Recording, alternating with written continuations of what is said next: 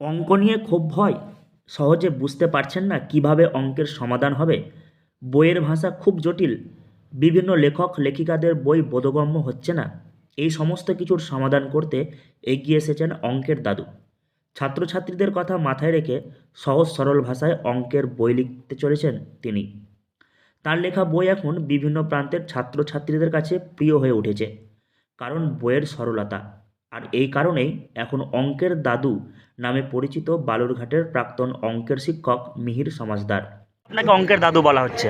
অঙ্কের দাদু বলতে যেটা বোঝায় আর কি, যে বয়সের তুলনায় অনেকটাই আর কি 70 বা 71 বছর। এইখানে দাদুর বয়স তো সাধারণত 60-এর উপরেই হলে ভালো হয়, সেই হিসাবেই হয়তো। আপনি কি করেন মেনলি?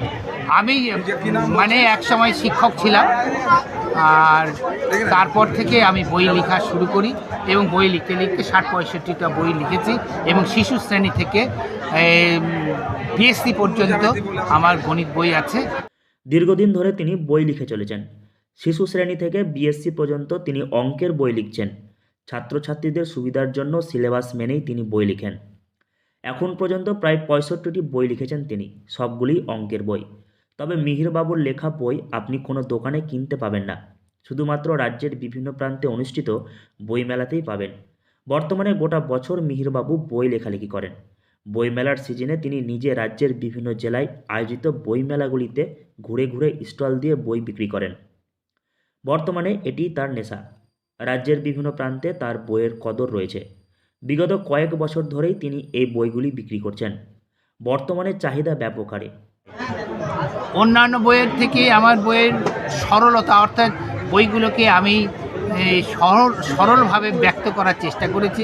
কারণ আমি যখন শিক্ষক ছিলাম, সেই শিক্ষকতায় অবস্থায় ছাত্রদের খুব কাছাকাছি যাওয়ার চেষ্টা করেছি এবং ছাত্রদের সমস্যাগুলি আমি নিজে খুব উপলব্ধি করেছি।